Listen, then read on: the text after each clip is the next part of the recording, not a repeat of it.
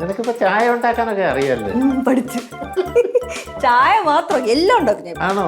പണ്ട് നീ ഉണ്ടാക്കുന്ന ഏത് സാധനവും വായി വെച്ച് തിന്നാൻ കൊള്ളത്തില്ല. അങ്ങനെയൊന്നുമല്ല, ഇപ്പൊ ഞാൻ എക്സ്പേർട്ടായി. എല്ലാ സാധനവും നല്ല മണിമണിയായിട്ട് ഞാൻ ഉണ്ടാക്കും. എന്നാലും അളിയനെ സമ്മതിച്ചു കൊടുക്കണം ഇവിടെ പാവം.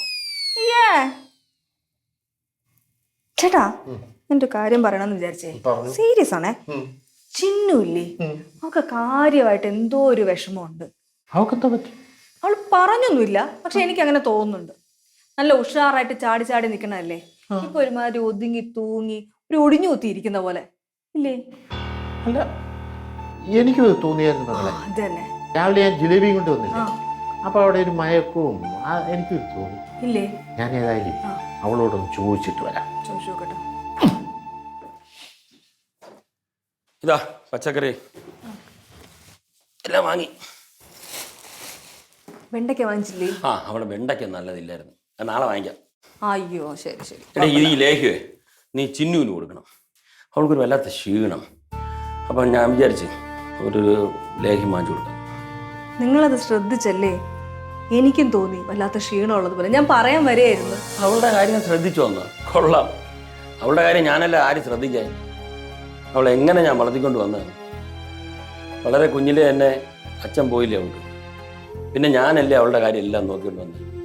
അവളെ എടുത്ത് താലോലിച്ച് താരാട്ട് പാടി ഉറക്കി. സത്യത്തിൽ മണി, അവളുടെ മുഖമൊന്ന് പാടിയാലേ എനിക്ക് സഹിക്കില്ല. നീ ഇത് അവളെ കൊണ്ട് കഴിപ്പിക്കണം കേട്ടോ.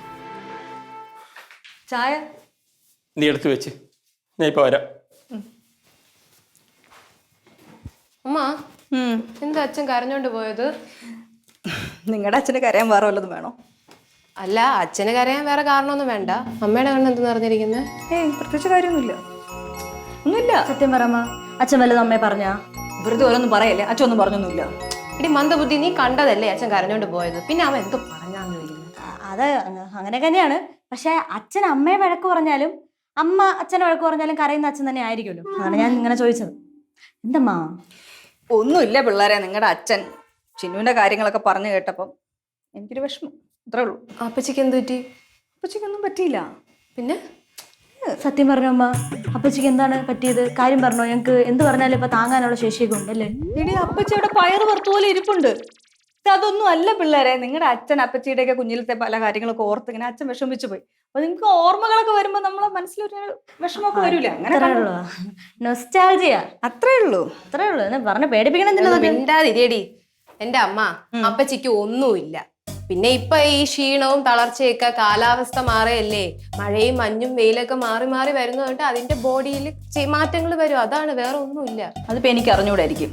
പിന്നെ എന്തിനാണ് ഈ ഇങ്ങനെ കരഞ്ഞോണ്ടിരിക്കുന്നത്? അറിയാമെങ്കിൽ അത് പിന്നെ നിന്റെ അച്ഛന്റെ കണ്ണീര് വന്നപ്പം അത് കണ്ടപ്പോ എനിക്കൊരു വിഷമം വന്നു, അത്രേ ഉള്ളൂ. ഓഹോ, സ്നേഹം.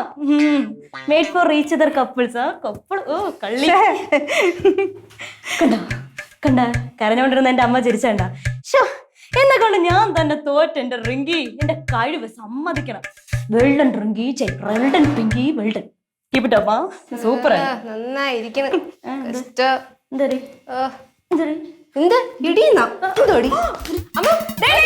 അങ്ങോട്ട് അങ്ങോട്ട് ഇവക്ക് എന്റെ അടുത്ത് ഒരു ബഹുമാനം ഇല്ല കേട്ടോ. എടി പോളി എന്നൊക്കെയാണ് വിളിക്കുന്നത്.